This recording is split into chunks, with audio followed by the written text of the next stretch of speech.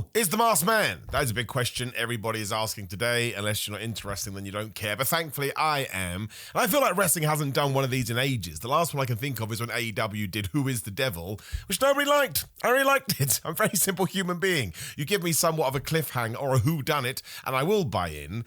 And last night on Raw, I felt like WWE made this extra confusing on purpose, and now that's made it even better, which is a smart thing to do. Also, hello, my name is Simon Miller. I'm a bored idiot that loves professional wrestling, or a professional idiot, as my name tag says down there, whatever the right term is. Thank you very much for joining me today, and if you are here, if you could hit subscribe and go watch a bunch of my other videos, I would massively appreciate it. And if you want to join me for some watch-alongs, it's patreon.com/Simon316. However, you're not here for me to pimp stuff to you. You want me to talk about Raw, and you want to talk about Raw in the comments too. Let's do all of that. But yes, after LA Knight had saved Rey Mysterio, poor Rey Mysterio, being treated like a child at the moment, as opposed to one of, if not the greatest wrestlers of all time, from Logan Paul. LA Knight shouted at Logan Paul, "You're an idiot," and then the masked man returned, and of course that connection with the Vision continues. That's what happened at War Games, and in the main event there was LA Knight versus Logan Paul, as I forget that, LA versus LP. He did it again, he did a big old stomp on the announce table, which allowed Logan Paul to hit the Splash of the Frogs 1, 2, 3. Now there is more that I want to talk about when it comes to LA Knight, but I want to focus on the masked man because again, I just think it's really fun. Now, if you're going to put a gun to my head, I'd tell you to calm down. I'll talk about this stuff for free. I do think at Survivor Series, it was Austin Theory under the hood. You can look at the way that he moves. Everyone says Austin Theory couldn't scale the cage at that rate. He's a pretty athletic dude, right? Look at the way he sells the stunner. I understand those two things aren't comparable. He has a magic in his shoes, which is the strangest thing I'll say during this video. And last night, once again, I think that was Montez Ford. If you just know how Montez Ford moves, and the height he got on his jump was higher than the one we saw on Sunday last, or whatever the flub it was. But I think this is a really good thing. I think it's a really smart thing. I don't want to be the bearer of bad news, but pro wrestling is predetermined. This isn't a real human being, so you can't all of a sudden put Braun Strowman under there. That would be insulting somebody's intelligence. But I have no problems whatsoever with taking people that are kind of similar in stature and putting one out in the mask, putting another one out in the mask. I'm sure we're going to see this person a third or a fourth time. If there are other people you think we can get in there, that is totally fine. I don't mind it. I think it just keeps the guessing game more fun and also leaves the door open for more options. Now, do not do what we did with the Black Scorpion. When the hell was the Black Scorpion in WCW? Like 1990? I could be wrong there. My brain's not that great at that knowledge. And of course, he took on Sting. No one knew who the Black Scorpion was going to be. So after that, it could just be Ric Flair. And if you go watch the evolution of that character, it's like, that was definitely not Ric Flair at the start. Even then, I wouldn't mind so much. A big name that people keep throwing out there is it could be Chris Jericho. It could be a really interesting way to re-debut Chris Jericho in WWE because he's always had awesome debuts. Now, don't think Montez Ford or Austin Theory look like Chris Jericho. I would take it, right? I'm not saying it is Chris Jericho. I'm saying that is a name that some people have put out there. And I've got a bunch of names from you guys I'm going to talk about in just 1 second. But if it did turn out to be Chris Jericho, I think it's different. I think it's quaint. I think it's fun. I don't know why he would be in the Vision, although you could argue they need a brand new leader, but they don't. Bron Breakker can be the leader of that crew. He's doing great work. That would be all right. Again, if it was Corrigan from the Oddities or the Truth Commission, worst stable ever, from back in the Attitude Era, then yes, you're allowed to roll your eyes. But these, I think, are three very interesting people to talk about. Chris Jericho, we've done. I know people like, Chris Jericho debut like that. I don't know, man. I just like the idea of it, although I think the other ones are better. I think Chris Jericho should re-debut in the Royal Rumble. That's perfect. That's old school. It's wonderful. There was a weird report saying, well, everyone's going to know because you can't hide people on planes to Saudi Arabia. I'm pretty sure they can find a way. Some pretty terrible stuff goes down in this world. I'm pretty sure you could find a way to hide a human being headed towards a different country. Austin Theory feels to me now to be the safe choice, and I would like you for Austin Theory. I still think he's incredibly miscast. I think Austin Theory should be a babyface because the way he was when he was down at NXT with The Way or whatever the flub they were called, and when you just see his interactions on social media or stuff he's doing in the wider world, he comes across like a lovable goofball. And I mean that as a huge positive, and I think you should portray him on that on television because I think he'll connect better with the crowd. And Montez Ford is not a guy that I had mentioned. They may have just put Montez Ford under the hood for the reasons we just talked about, but I think that is a great idea. Like, if the Street Profits are done, and we've not seen them for a while, it would kind of suck because, well, as long as there's... I'm worried there'd be no story. Like, oh, we just broke them up and never talk about it again, and Montez will be on Raw and Angelo Dawkins will be on SmackDown. But we have decided to send them off on their separate directions. A lot of people have wanted a Montez Ford singles push for a while. It's different, it's fresh, it turns him heel, it puts him with top guys. Obviously, it completely makes him a new entity right off the bat, and that, in the past is why you would have come up with these roles. Who do we want to push? Like, who all of a sudden do we see big things for in 2026? They've got to arrive with a bang. So taking someone like Montez Ford, who's basically on the roster for like what? Could be almost a decade. I may be exaggerating there, but I kind of feel like at least from 2018, so we're talking 8 old years or so, it's a perfect way to instantly make the audience that are familiar with him go, well, this is a completely different person, and you'll accept him as Ford Montez, right? So you don't call him that. Keep him the same move, but you'll be able to portray him in a different fashion. And outside of that, I do kind of start thinking you're running out of names. So what I'm going to do is I'm going to turn to the people you sent me and we'll discuss them. Now, PG Charlie actually made a very good point, and I should have thought of this, because they said, I think it's just Austin Theory, although maybe the Masked Men was 2 different people, because maybe there's 2 different people joining the Vision. Maybe it is Austin Theory and Montez Ford. Why can't you have both, right? So that's a great point, so I'm with you there. Francis Reyes said it could be El Grande Americano. I very much doubt that, although Grande's vanished, only working AAA now, apparently. Elliot said Nathan Frazier. Build fits, size fits, trained by Rollins, needs to break out, makes total sense. I think if you were trained by Rollins, you wouldn't want to join the Vision right now. I don't think it should be a Nathan Frazier. I think that's 2 out of left field, and again, he's still appearing on SmackDown. At least Austin Theory, Montez Ford, and again, a random one, Chris Jericho, aren't actually tied into storylines right now. I just think that makes more sense. Aaron Loves Wrestling said Austin Theory, but also said it could be a Ricky Saints, and that's the way you debut him on the main roster. I don't massively mind that, but I think if it's an NXT guy, I mean, it could be... I don't know. I'm 50-50 on that one. I'll leave it to the comments. As Ed said, though, he did just lose his championship, and it is Obafemi versus Cody Rhodes. Although the Survivor Series thing happened before that, Ricky Saints was still the champion, so it'd be a bit odd if that's what we decided to do. And of course, Pate said, if people can't see this as Hornswoggle, then they ain't wrestling fans. Now, Pate, I'd love to say that it's a terrible idea, but if it was like 2010, that's exactly what would happen. Brian George, my man, says Repo Man. We should always come up with Repo Man just in case. Seriously, though, I could see it being Jericho. They'd have to drag this out until January, but it wouldn't be the first time they've done something like that.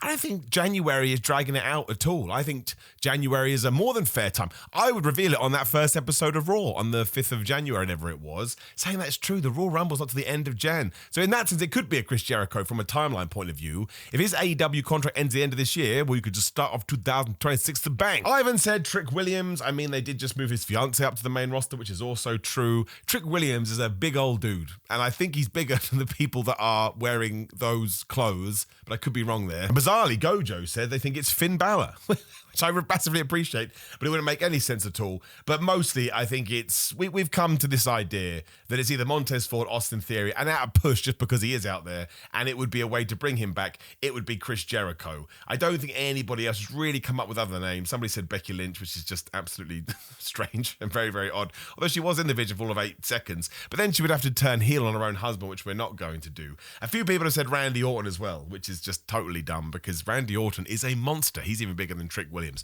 But I like this. I like the fact now there are potentially 3 names, 2 which I think are smart and 1 that I think is an outside chance. But I hope WWE carries this on, and now we have to tie it in because it does also talk about LA Knight.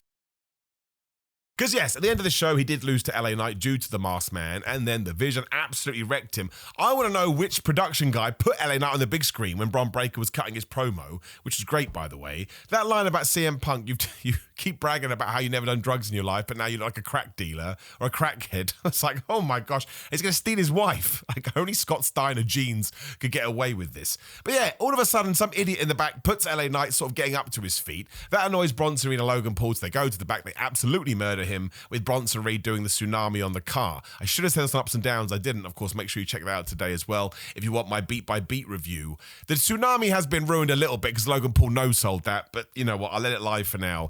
The other 2 times we've done this, Braun Strowman and Seth Rollins, Braun Strowman never saw again, and Seth Rollins off TV for like 2, 3, 4 months. It was a long old time. So a lot of people think this is LA Knight being buried. Now, I could be totally wrong here, and a report could come out tomorrow from Sean Ross Sapp or whoever saying, oh my gosh, LA Knight is done with the company.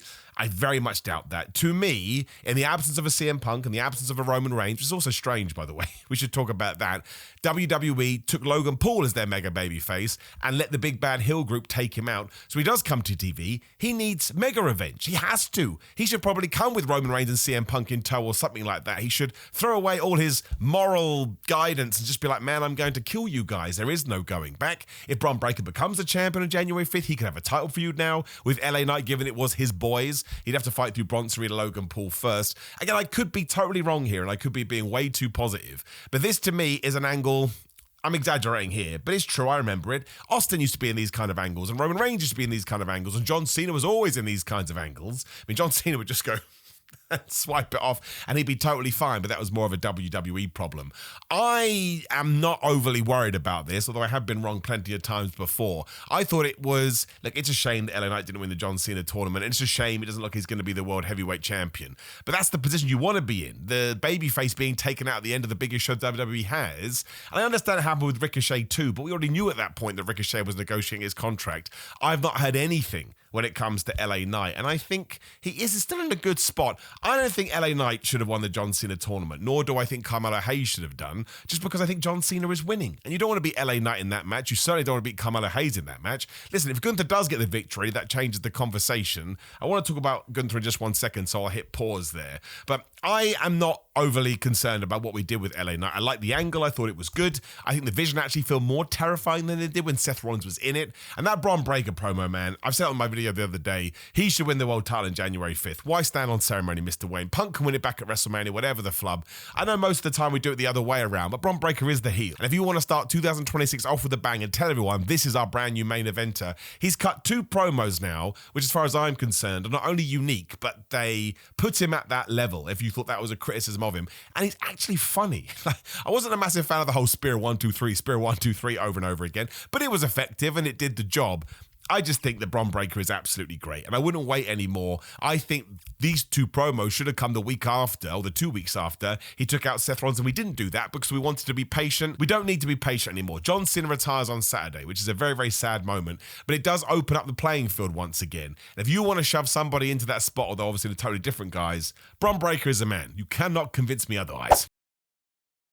But yes, going back to this Gunther chat, he came out and cut a wonderful promo too, essentially tied into the story that we talked about last week. I'm the guy that likes to beat people. I'm going to break your spirit. So he's Bane and it's Rocky 4. And Cena, you're the man that says you never give up, right? So there's a timer on the screen. You've got 4 days until you break that promise. And I'm going to squeeze the hustle, loyalty, and respect out of you. And he left.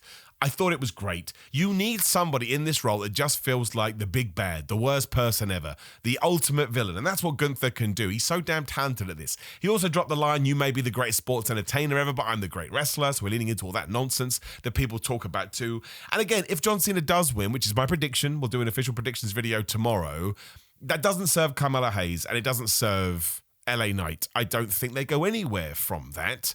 And even if it turns out Gunther is winning, if you watch my videos, you'd be so bored of me talking about it, but it's a hill I'm willing to die on. Brock Lesnar did benefit from beating The Undertaker at WrestleMania 30, in my very humble and stupid opinion. Yes, he was already over. Yes, he was already a star, but he rode that for 10 years. He was the mega boss. Nobody could beat him. He was indestructible. Even when we did the Goldberg thing, which was essentially done to make everybody money, and it did work, he got over that so fast because, again, he smashed up The Undertaker. He smashed up John Cena. When Goldberg beat him, nobody could believe it. People were stunned, and there's no way that would have happened if he had lost to The Undertaker at WrestleMania 30. He had, 2025 words, the aura around him. And given that Goldberg has also been retired by Gunther, somewhat ironically, if WWE has decided we want to now do that with Gunther, we put him here, but we want to put him right up there, he's not on the level of a Punk, he's not on the level of Roman Reigns, a Cody Rhodes, a John Cena. That's how you get him there. And while I certainly think Carmelo Hayes has the potential, LA Knight is almost there, but for some reason there's a little bit of a disconnect. You know that WWE are behind Gunther,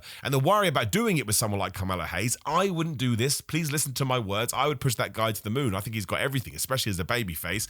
WWE hasn't proven that they are going to do that, so you don't want him to have a John Cena thing and then waste it. That would be terrible. But it's redundant anyway, because I personally think that John Cena's going to win. We need happiness. John Cena did his big job at Survivor Series. Hate that stupid word. Shouldn't have said it. But he lost to Dominic Mysterio. Dominic Mysterio should have been featured more on this show as well, but that's neither here nor there. He can now have his big send-off at the end of Saturday night's main event. It's going to be wonderful. It's going to make us feel warm and fuzzy in our tum-tum. Gunther is the right guy because he can lose and it doesn't matter. Like some people go, but this is the guy that tapped out to Jey Uso. Yeah, he tapped out to Jey Uso and he still became the world champion and people still see him as a massive threat. Because that's what Gunther has. It's not about wins or losses sometimes. It's about the atmosphere that you generate around you. And Gunther has that in space. He sounded like a villain here, like in a James Bond movie or some kind of other Hollywood film. I thought it was absolutely tremendous.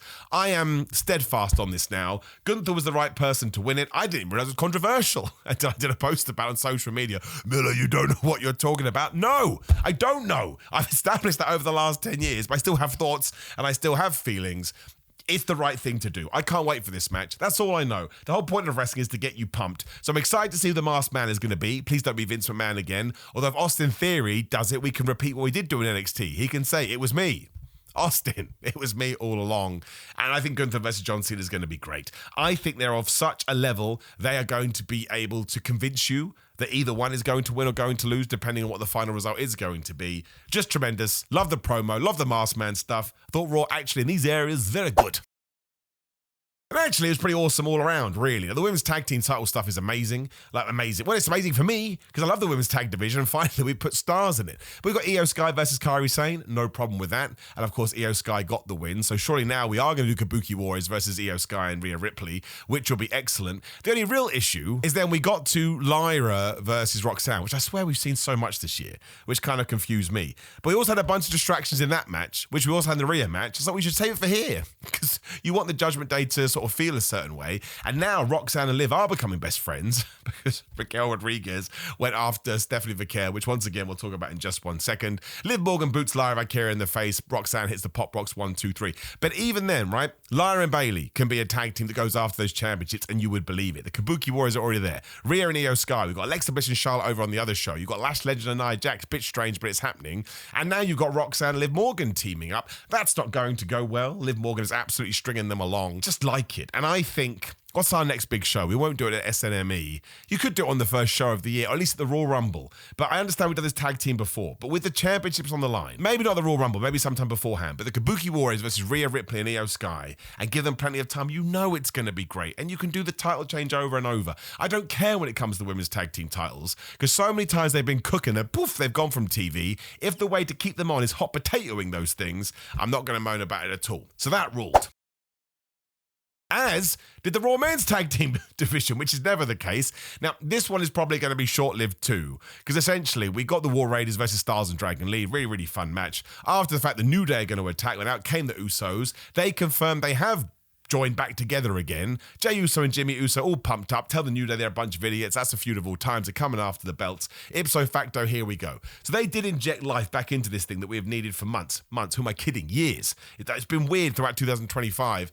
I think the bigger story here is that they are going to lose, and Jey Uso is going to kick his brother right in the face. I do think we are going well in with the Jey Uso heel turn. Oh, there's going to be a swerve here is a better way to put it. And yes, that's a great thing to do, because Jimmy Uso mentioned all of it here. I saw my brother last week. He was totally melting down. He was done. So I gave him a call. It's time to get back to winning ways. And if it is Jey Uso that keeps mucking up, you can justify this heel turn. And I massively respect WWE doing this with a guy that's still over. People are still yeeting. We ran back the entrance here and people were still into it. But it makes Jey Uso the character way more intriguing. So I mean, unless Jimmy Uso joins him, that could be quite an interesting twist. I just don't really want to see Uso versus Uso again. I think they're better together. But maybe, much like when they left the bloodline, they joined forces in that sense. Maybe Jey Uso does do something bad and Jim's like, all right, yeah.